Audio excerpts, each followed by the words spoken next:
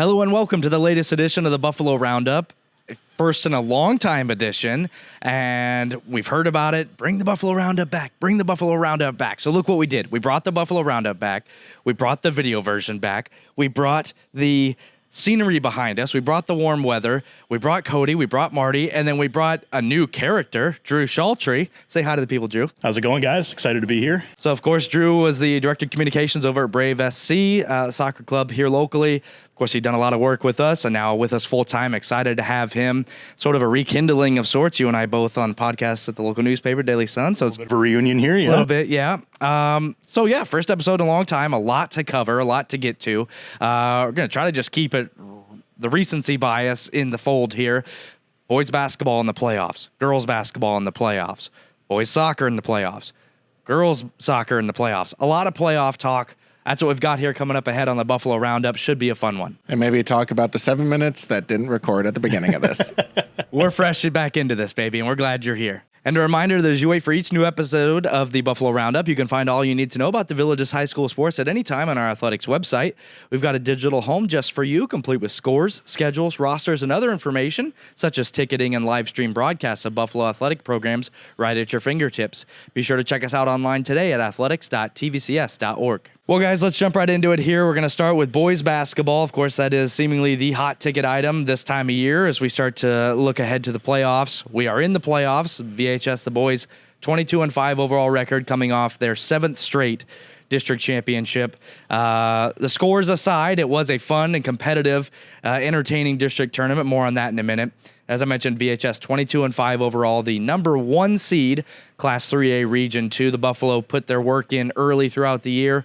22 wins, as I mentioned, and of course a really good strength of schedule, good ratings all the way throughout. They will have a regional quarterfinal. They'll get to host a regional quarterfinal Wednesday night, 7 p.m. against Astronaut. Maybe not the opponent we were thinking of. More on that in a minute as well. But guys, let's just jump into it. Marty, let's start with you. 22-5, 7th straight district championship.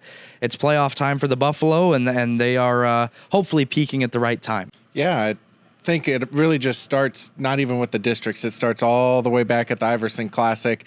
A big rebound in Game 2 of the Iverson Classic after losing kind of a close game to West Oaks on the Friday night. Saturday they come out, take down an opponent that's caused the Buffalo some trouble in the past, Westminster Academy, and since then firing on all cylinders. And it's kind of what you expect out of the Buffalo every year about this time of year. They kind of get it rolling, whatever the post, recovery of the tournament season over the holiday, they get going into the districts, and boy, they show up to the district tournament and that district semifinal against a decent Crescent City team that honestly anyone could have picked Crescent City to keep up with the Buffalo through that game, and they just absolutely dominated that from tip all the way till the finish of the game, and then followed by a tough South Sumter County rivalry, district rivalry.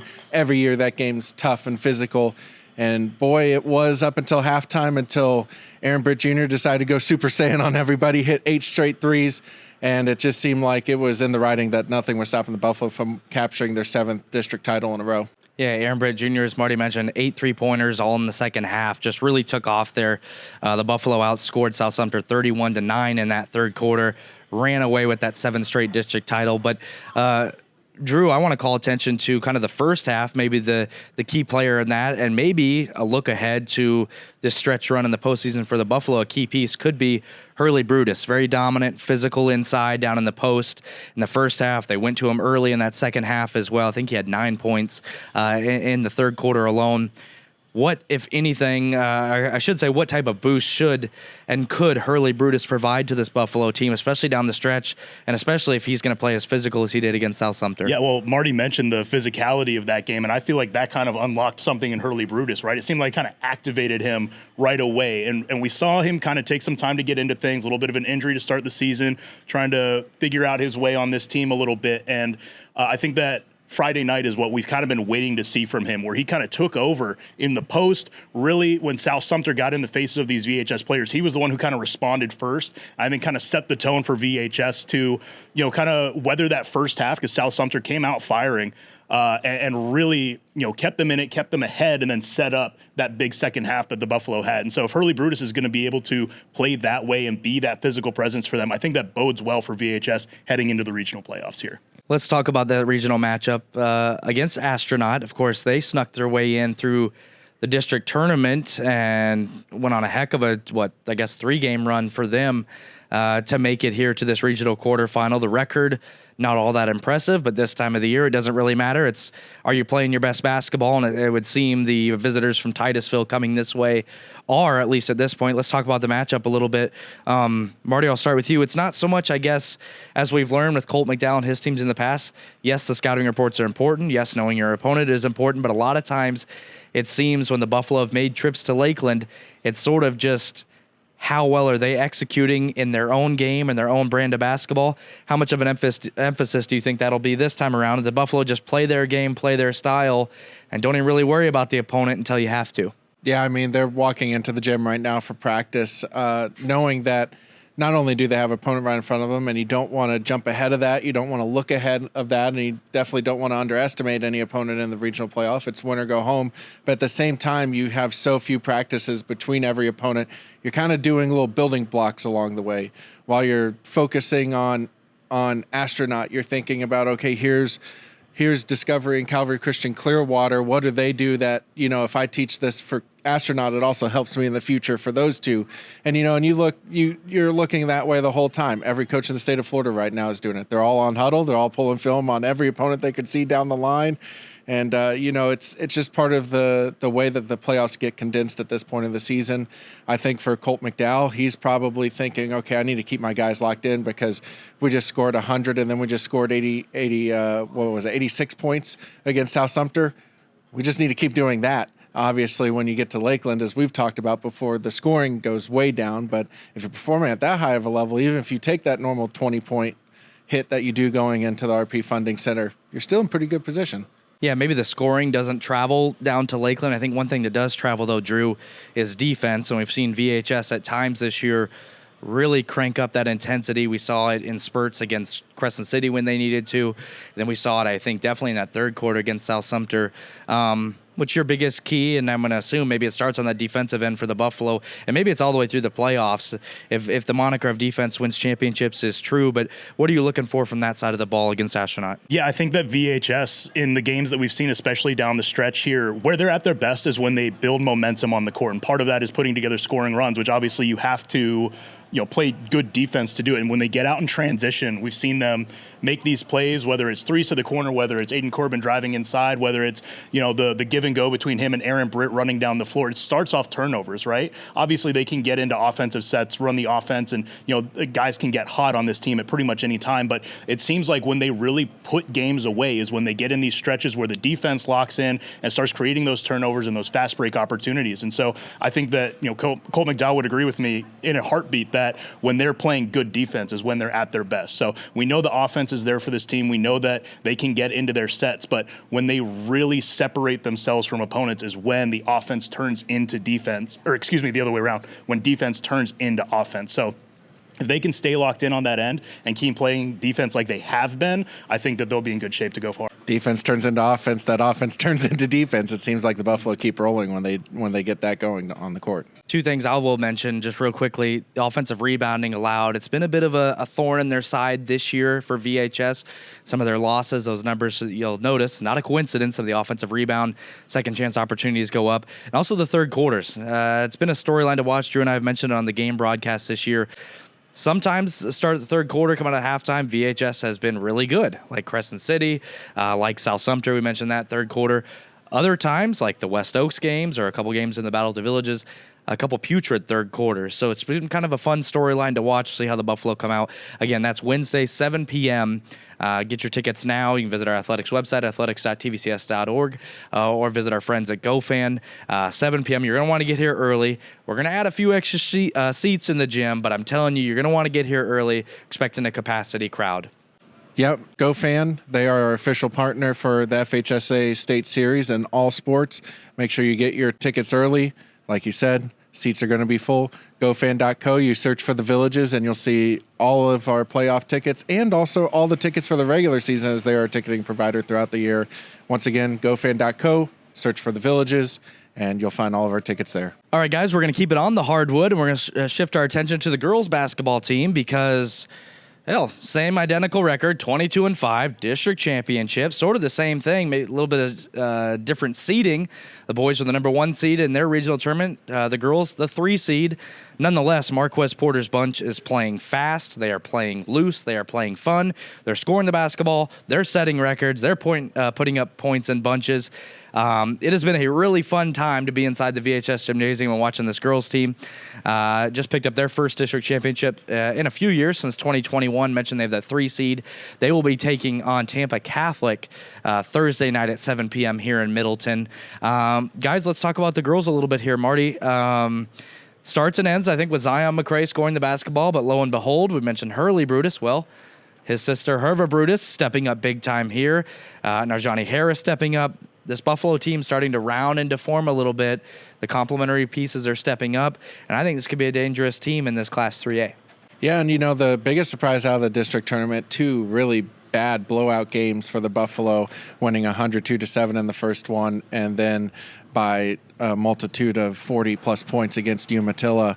The standout has been the bench, and especially Ariana Mann. She has been absolutely on fire through the district tournament, which if you ask Marquez Porter, he knows what he's getting out of his starting 5, but he can't play all 5, all 32 minutes. So he needs to find that 6th and 7th person off the bench, and I think these 2 district games kind of helped him figure out where that lies. Another standout performance from also Anastasia Harding, a bench forward coming off the bench.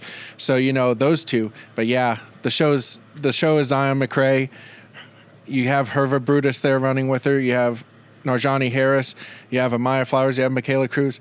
I don't know how you stop it. Teams have tried to stop Zion McCray this year, and what they found out is you can devote all your time and energy to that, but you still have to stop the other 4. It's honestly the most balanced Buffalo team in a very long time, if not ever, for the girls basketball team. Mentioned Zion McCray, 56 points on senior night against Lake Mineola. At that point, they had scored 87, which was a program high. Of course, you mentioned the 102-7 victory in the district semifinal against Angeline Academy of Innovation and Technology. A lot of points, Drew, but also similarly to the boys, this girls team defensively, I pulled some of the numbers. These go back to the last 5 years or so. This is the best defensive team that Marquez Porter has had. So a lot can be made. Yes, the end goal is outscoring your opponent, but also these girls can play defense too. Yeah, I mean, they've been running a stifling press. I don't think I'm exposing anything that coaches aren't going to see on film. When they go full court, they are all over the teams. Herva Brutus making it really hard to inbound the ball right now. That's been a huge key for them. And then when teams do break out of that press, they run that 2-guard trap as teams come across half court. And it has been really effective, not just in the district tournament, but really for a few weeks now. And it seems like they've kind of fine-tuned that and got to a point where they run it almost to perfection just about every time. And so similarly to the boys, like you said, defense turns into offense. They can get into an offensive set. They have shooters. They have ways to distribute the ball. Obviously, Zion McCray can do driving kicks all day long, but they really are at their best. They put these games away when they get the defensive turnovers, and they force a ton of them in the district tournament. Obviously, that's going to be the recipe. They're going to see some better ball handlers when they get into the regional tournament here. They're going to have a little bit harder time doing it at the rate that they did it throughout the district tournament. But I still feel like that's going to be the game plan for these Buffalo is go pressure the ball, try to force those turnovers and get out in transition. Yeah, I mean, the crazy stat coming out of the district tournament is out of all of the defensive possessions the Buffalo played, over 55% of them ended in a turnover by the other team. That's insanity. Yeah. Like, you're not going to lose games if that continues to happen. I don't expect it to continue happening. Tampa Catholic, a respectable squad, but boy, even if you get some of that going, it's going to be a fun night here on Thursday. Yeah, you're not going to do it at a 50% rate, but if you can do it at a 20% rate, you're in really good shape. So, I mean, obviously, again, Tampa Catholic, very good team. That's, a team that the Village is really going to have to prepare for. But, if they can force some of those turnovers, if you can get to 10.5, I feel good about where the Buffalo are going to be throughout these regional playoffs. Yeah, I had a chance to talk with Marquez Porter after they picked up that district championship, and I just kind of joked with him. I said, remember where you were 5 years ago when playing district championship games, and it didn't quite...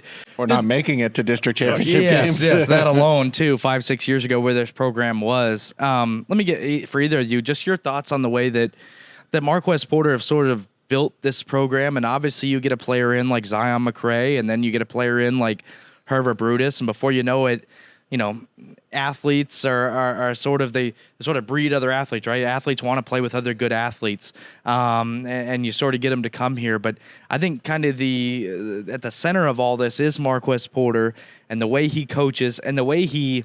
That's the word I want to use here, guys. I think the way he tough loves on these girls and gets them to buy in, and it's an extended buy-in. It's over time. It's sort of this trust that's built up. It's really remarkable, isn't it? The way that he has them playing and the turnaround, and just in the last 4 or 5 years of this program, it's pretty impressive. Yeah, I think that there's a seriousness about the program since Marquez Porter took over.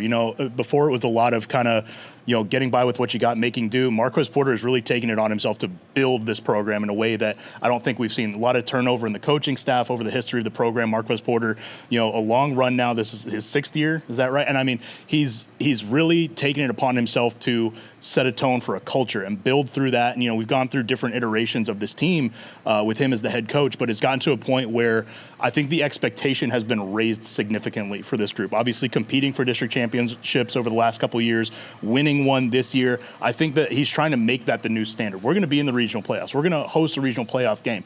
When people come to our gym, they're going to expect to see a tough team. We're not going to be, win some, lose some. We're not going to be a team that just coasts on beating some of the teams locally. We're going to go out and we're going to play competition. And by the time the end of the season comes, we're going to be ready for it. And we're going to continue to keep pushing what the limit is for this team. Yeah, it's high expectations, but a lot of teaching to go along with those expectations. He doesn't expect them to just be able to do it. He expects them to learn how to do it and then to do it. Well, like I said, they'll be playing 7 p.m. Thursday night here. Again, visit our athletics website, GoFan, get your tickets.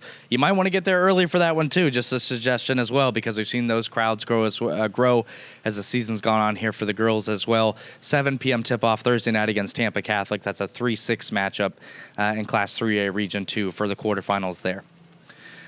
And, of course, if you can't make that game, be sure to follow along with all the action and all of our teams through our VHS Buffalo social media channels. Be sure to check out our Facebook page listed as VHS Buffalo Athletics. Our X account, formerly known as Twitter, can be found at Villages Buffalo. We'll share photos, videos, and more on our Instagram at Villages Buffalo on there, too. And as always, we thank you for your support and your following of VHS Athletics. All right, guys, finally, our final segment here, and certainly last but not least, because there's a pair of 2 other teams still playing in the postseason. That's our Buffalo soccer teams. The boys squad 9-8-1. They just had a time change. They'll be playing at 6 p.m. Tuesday night tonight at Cocoa Beach. Tough matchup there for them. And then as well, the girls, they finished 11-3-2. They'll be playing at 5 p.m. tonight, Tuesday night, taking on Lake Highland Prep, a district foe. Drew, I'll turn to you first. Let's talk about the boys a little bit. The record, maybe not what we have become accustomed to. Of course, this team lost a lot, losing Michael Florian, the leading goal scorer from a year ago. Took a little bit for, I think, this team to kind of gel and find either the leadership or the scoring. But it's here now. It's the postseason. Tough matchup with Cocoa Beach. Just your thoughts heading into this regional quarterfinal. Yeah, that was obviously going to be one of the big things going into the season, was replacing that goal scoring and that presence from Michael Florian going into the year for head coach Anderson De Silva. And hit some bumpy stretches in the beginning, a lot of injuries. It's a very senior-heavy team, but when you lose players for stretches like Joel Hernandez, Jason Globig, Sebastian Florian, who's a junior, you feel that, obviously, but then it also kind of takes time. You're trying to figure out what this team is now that's had this guy be your leading goal scorer for a couple years in a row. And so I think that, managing through, the bumpy stretch of the schedule record-wise and getting through that with the injuries and then coming out, since the new year started, they've been really solid. Obviously, didn't make it to that district championship game for, I think, the first time in 5 years. Didn't win the district championship, but they're rounding into form a lot better than they were in November and December, just because of the personnel issues that they were having with guys being off the field. So I think that right now they're a lot more comfortable. I think that they're better set up going into the regional tournament than we maybe thought they would be towards the end of November, December. Obviously, those losses earlier in the season, you don't know if maybe those flip if all those guys are healthy. It's impossible to say, but you have to imagine that at the very least the form would have been better for this Buffalo team. So I think that having everybody back in the fold right now is going to be better matter for them. And it's not a team that I'd want to play if I was a top seed in a regional tournament, and then this team, slides down to the 5th seed. That's a tough break for somebody. I think that this team is going to give somebody a hard time. They're going to have to be on the road for all of it, being the 5 seed most likely. But I really like, this is a veteran team. Again, a lot of seniors on this squad. They've been there. They've been through some tough losses in the regionals. They've been to regional finals before. Some of the guys that were freshmen a few years ago when they played Bishop Moore in the regional championship at VHS back at the old campus. Those guys remember that loss. They've been through some stingers the last 2 years. But I think that where they are right now, this is as good as they could possibly be with the roster that they had. And so I think that it'll be interesting to see what they can do in the regional playoffs here. Let's turn our attention to the girls here a little bit. Similarly, the boys losing Michael Flory and the girls losing Emma Johnson from a year ago, leading goal scorer. Of course, they've kind of followed that up a little bit. Kiana Burgos has done the job. I've also seen her jump into goalkeeping position as well as the year has went on a little bit. These girls are going to go up against Lake Highland Prep, a district foe. They also, too, did not get to their district championship game because of probably, I would say, arguably the toughest district in all of the state with Montverde and Lake Highland Prep there in their district. But they're also going to get a chance here, regional quarterfinal against Lake Highland Prep. What are your thoughts there? Well, obviously, it's a tough matchup, right? You go in as the 7 seed with a great record. Part of that was, Brian Roush expecting this to be a little bit of a rebuilding year after losing so many seniors. I'd say that to an extent, the Buffalo kind of outperformed coming out early in the season and clicking a little bit sooner than maybe everybody expected with how much turnover there was in the starting 11.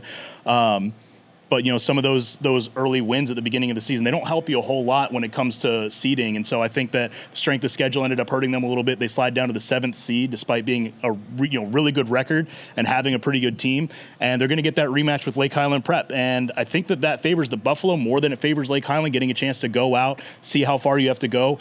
That matchup's going to be more about the Buffalo adjusting than it is Lake Highland. And so I think that, Brian Roush has had 2 weeks to get in the lab, figure out what they need to do, figure out how he's going to position his players. He moves a lot of players around to a lot of different spots. You mentioned Kiana Burgos floating between striker and goalkeeper. There's a lot of other girls on that team that he deploys in a lot of different ways. And so I think that he's had time to consider it. They're getting ready for practice out here behind us right now.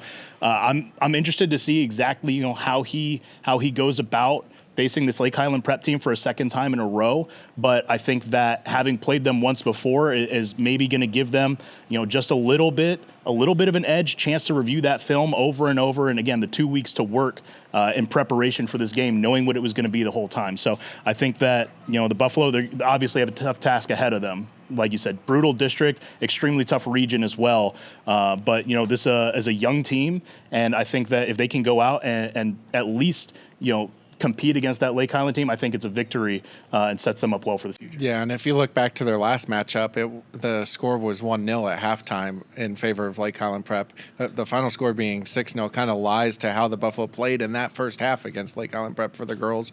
On the boys' side, that was a close game, a 2-goal differential at the end, 3-1. You just kind of feel both teams have set themselves up. Kind of a quirk in the schedule, how they had the entire previous week to practice. That can kind of reset an entire team. In some teams, some situations, that can be great. But in other teams, especially a team, this is not necessarily what may happen, but a 1 seed facing an 8 seed or a 2 seed facing a 7 seed, those 1 and 2 seeds can kind of get a little complacent, think, oh, we got this first round matchup. And then a team like the Lady Buffalo come in there and boy, they just might be able to surprise you. Kiana Burgos, Samuel Khan, all of them can just come in and just kind of, surprise you, and all of a sudden you're down a goal. And maybe that is the trap, right? Lake Highland Prep going on from that game to play against Montverde, obviously the big dog in the district and the region, and they're, potentially staring down a rematch with them in the regional championship. And so if they're thinking, well, we won this one 6-0, we're going to dedicate our attentions to Montverde, maybe that's an opening for VHS to come in and take advantage of some of that complacency. Obviously not assuming anything. Lake Highland's a really good program, and they have been for a long time, and there's a reason for that. So certainly not expecting them to fully overlook the Villages, but also historically have always beat them in the playoffs. So if there was ever a situation where you suspect that maybe a team would be ready to take the Buffalo lightly, this might be it. Well, again, both soccer teams will be on the road Tuesday night tonight, assuming we get this out in time. Tuesday night, both will be on the road. Thanks for the vote of confidence, Cody. Sorry, we'll get it out. Don't you worry about it. You've waited this long. Again, the boys at Cocoa Beach and the girls at Lake Highland Prep. So best of luck to them on the road. Both those games are on the NFHS network, linked on our athletics website as well. So if you don't feel like driving to Cocoa or Orlando, you can support the Buffalo by watching at home. Yeah, follow along on the stream. Mentioned the basketball teams. Again, the boys will be home Wednesday night at 7 p.m. against Astronaut. The girls will be home at 7 p.m. Thursday against Tampa Catholic. We got other sports going on. Trust me, we just don't have enough time on this episode. We didn't want to overload you on our first episode back. In fact, we got a baseball season opener here Tuesday night. So come out to that if you want to. I might as well. Girls heading to state weightlifting. On Wrestling Friday. is hosting their last tournament before their team playoffs. It kind of all happens at once here as winter turns to spring here in Florida. And, by the weather today, it seems to be happening a little too quick. A little bit warm here today, but we're glad to be back. Happy to welcome Drew on the Buffalo Roundup and as part of our team as well. Hope you guys enjoyed the episode. Thanks so much again. Join us for those basketball games if you can, Wednesday and Thursday night. And that'll do it for this edition of the Buffalo Roundup. Of course, it's made by the Buffalo for the Buffalo. For Marty Zero, for Drew Shaltry, I'm Cody Hills. Gentlemen, what do we always say at the end of the episodes? Go Buffalo. Go Buffalo.